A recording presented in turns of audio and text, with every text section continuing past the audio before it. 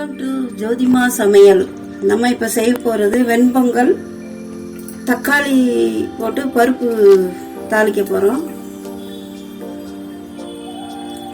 இப்போ 1 டம்ளர் அரிசி எடுத்துருக்குறேன், 1/2 டம்ளர் பருப்பு எடுத்துருக்கோம். இப்போ இதுக்கு 3 டம்ளர் தண்ணி ஊற்றி வச்சிருக்கிறேன். பருப்பு அரிசி எல்லாம் கழுவி 3 டம்ளர் தண்ணி ஊற்றி வச்சுக்கிறேன். இப்போ அதில்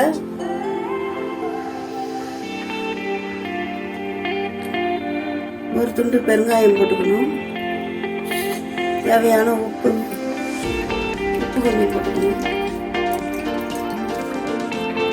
இப்போ நம்ம வேக வச்சிடலாம் குக்கரில். அதோட பருப்பும் சேர்த்து வேக வைக்கிறோம். இது 100 கிராம் பருப்பு போட்டிருக்கேன்.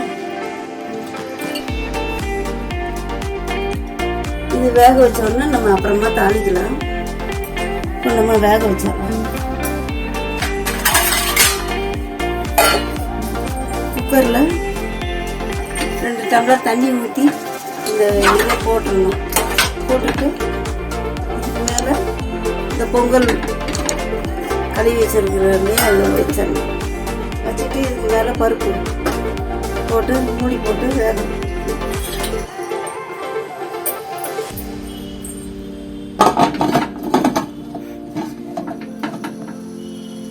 மூடி போட்டு வேகட்டும். நம்ம இப்போ வெண்பொங்கல் வேக வச்சு எடுத்துருக்கோம். பாருங்க, ஆளாக்கு அரிசி ஆளாக்கு பருப்பு போட்டு வேக வச்சு வச்சிருக்கோம். இப்போ நம்ம இதை தாளிக்க போகிறோம். தாளிப்புக்கு தேவையானது ஒரு பச்சை மிளகாய், கொஞ்சம் இஞ்சி, ஜீரகம், மிளகு, முந்திரி, கருவேப்பிலை, அப்புறம் நெய். இப்போ நம்ம தாளிக்கலாம். அடுத்தது இது அதுக்கு ஊற்றி சாப்பிட்றதுக்கு தக்காளி நெய் பருப்பு, தக்காளி, பச்சை மிளகாய், சாம்பார் வெங்காயம், பூண்டு, கொஞ்சம் சின்ன துண்டு பெருங்காயம். பெருங்காயத்தை இந்த பருப்பு வேக வச்சுருக்கோம் இல்லையா, அது கூட இப்படி போட்டுருங்க. இப்போ நம்ம கொதிக்க வைக்கும் போது அது கரைஞ்சிரும். பருப்பு 100 கிராம் பருப்பு இப்படி வேக வச்சுருக்கோம். இதெல்லாம் இப்போ நம்ம இப்போ தாளிக்க போகிறோம். வாங்க தாளிக்கலாம்.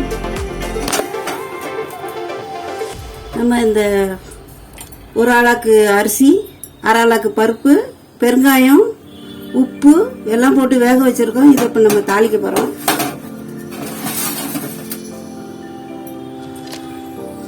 தாளிக்கிறதுக்கு 2 ஸ்பூன் நெய் ஊற்றிக்கோங்க.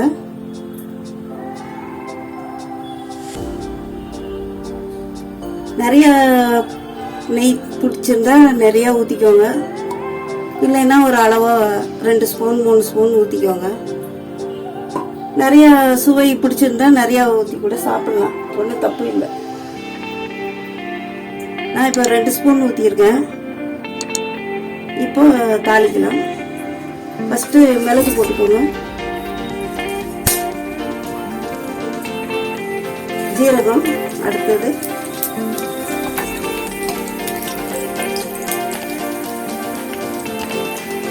கருவேப்பிலை, பச்சை மிளகாய்,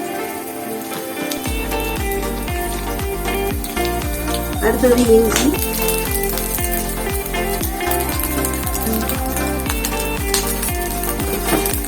இது கொஞ்சம் அப்படியே வதங்கினோடனே முந்திரி பருப்பு போட்டுக்கலாம். ஃபஸ்ட்டே போட்டால் என்ன ஆகும்னா செவந்து போயிடும். ரொம்ப கொஞ்சம் வதங்கணும்னா போதும்.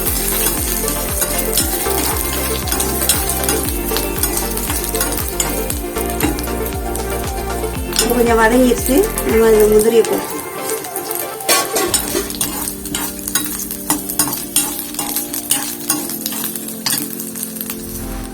கொஞ்சம் வறுபட்டுருச்சு. நம்ம இப்போ அதில் ஊற்றிக்கலாம் தாளிச்சு.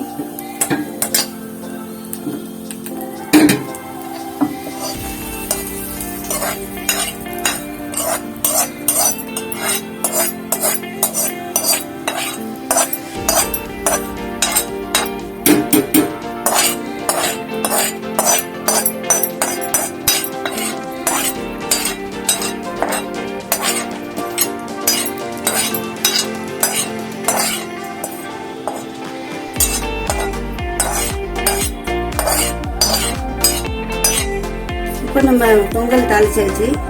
இதை அப்படியே கிளறி விட்டு பரிமாறணும். இப்போ நம்ம அடுத்தது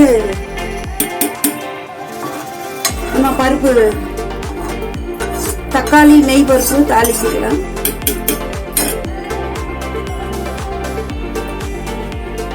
தக்காளி நெய் பருப்புக்கு கொஞ்சம் நெய் ஊற்றிக்கணும். ஒரு 3 ஸ்பூன் ஊற்றிக்கணும்.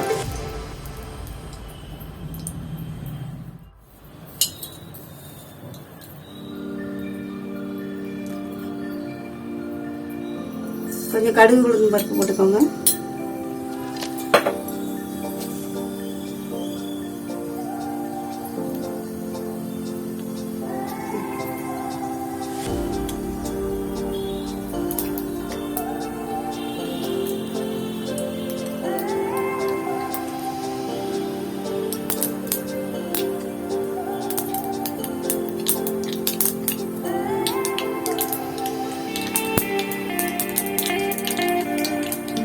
கடுகு வெடிச்சிருச்சு. இப்போ வெங்காயத்தை போட்டுக்கலாம்.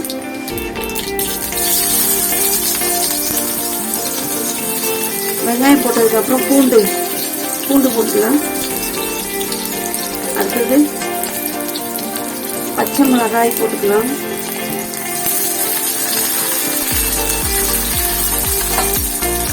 இது கொஞ்சம் வதங்கட்டும். அதுக்கப்புறம் தக்காளி போடலாம்.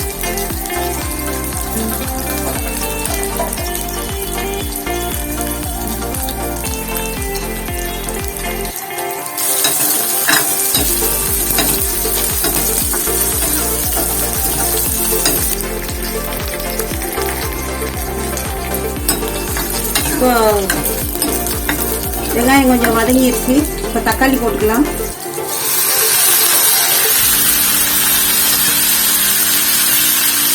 தக்காளி போடும்போது இந்த கட்டி பெருங்காயமும் போடுங்க. நீங்கள் பெருங்காயம் வாங்கும்போது கட்டி பெருங்காயமே வாங்குங்க. அதுதான் உடம்புக்கு ரொம்ப நல்லது. இதில் போட்டுக்கிற கோந்து நம்ம உடம்பு எலும்பு எல்லாம் நல்லா ஸ்ட்ராங் பண்ணும். தூள் பெருங்காயத்தில் அந்த சத்து கிடையாது. அதனால இந்த கட்டி பெருங்காயமே யூஸ் பண்ணுங்க. இதை இப்படி தக்காளி கூட போட்டுக்கணும். போட்டால் கரைஞ்சிடும்.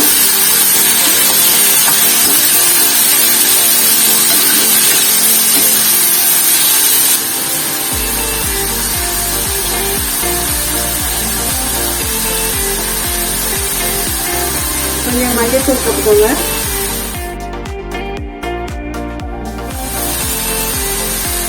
ஏற்கனவே நம்ம பச்சை மிளகா போட்டுக்கோம். அதனால 1 ஸ்பூன் குழம்பு மிளகாத்தூள் போட்டால் போதும்.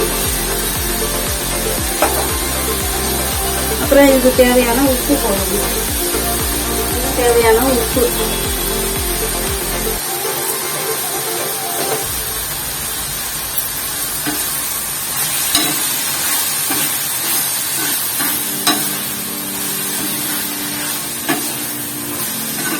நெய்யில தாளிச்சதுனால கமன்னு நல்லா வாசனையா இருக்கு.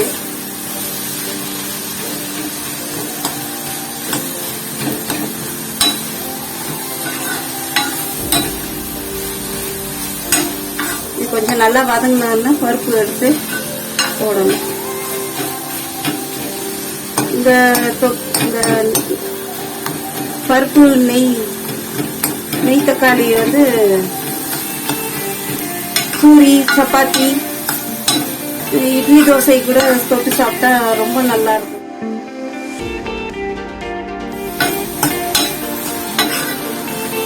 நல்லா கொஞ்சம் வதங்கணும் இந்த தக்காளி.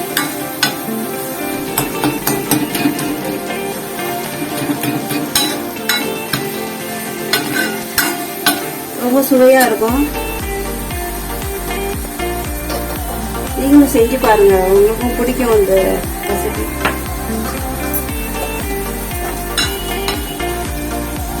இப்போ நல்லா வதங்கிடுச்சு. இந்த அளவுக்கு நல்லா வதக்கணும்.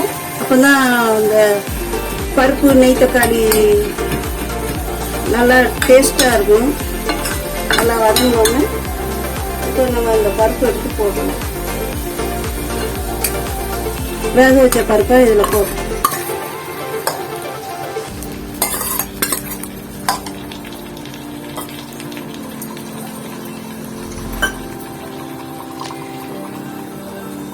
தினமும் சாம்பார் செய்யறதுக்கு இது மாதிரி ஒரு நாள் செஞ்சு பாருங்க, ரொம்ப நல்லா இருக்கும்.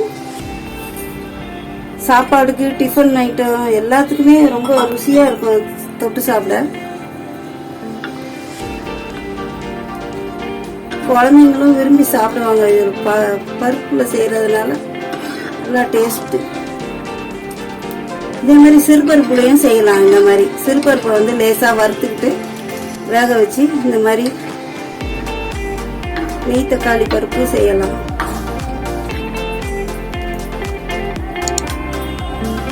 கொஞ்சம் தண்ணி ஊற்றிக்கலாம், ரொம்ப கெட்டியாயிடுச்சு. கொஞ்சம் நம்ம பொங்கலுக்கு ஊற்றி சாப்பிட போறோம் இல்லையா,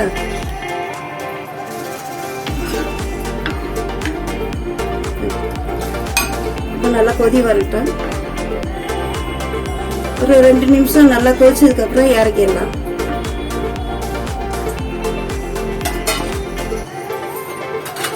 கொஞ்சம் மூடி போட்டுடலாம்.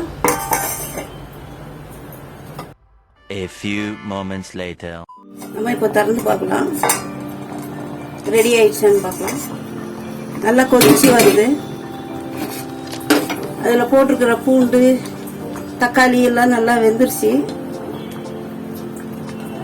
தாளிச்சு விட்டு ஒரு 5 நிமிஷத்துல நம்ம இப்போ பார்க்குறோம். எல்லாம் நல்லா வெந்து நல்லா வந்திருக்கு. பெருங்காயம் போட்டோம் இல்லையா, அதுவும் கரைஞ்சி நல்லா வாசனையை கொடுக்குது. இப்போ நம்ம இந்த கொத்தமல்லி கட் பண்ணி வச்சிருக்கோம் பொடியா, இதை நம்ம அப்படி தூவிக்கலாம். தூவிட்டு ஸ்டவ் ஆஃப் பண்ணிடலாம். ரெடி.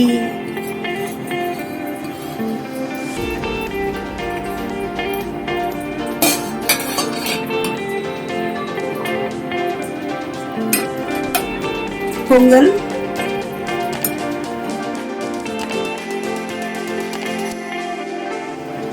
தக்காளி நெய் பருப்பு ரெடி ஆயிடுச்சு பாருங்க.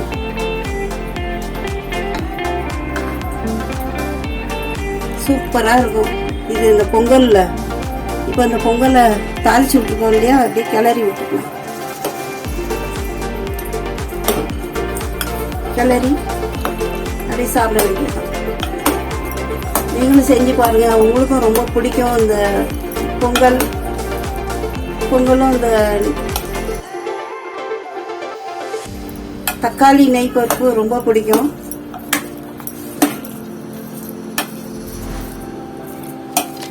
இப்ப நம்ம சாப்பிடலாம். சூப்பரா இருக்கு. வாங்க நீங்களும் சாப்பிடுங்க. உங்களுக்கு பிடிச்சிருந்தா லைக் பண்ணுங்க, ஷேர் பண்ணுங்க, சப்ஸ்கிரைப் பண்ணுங்க.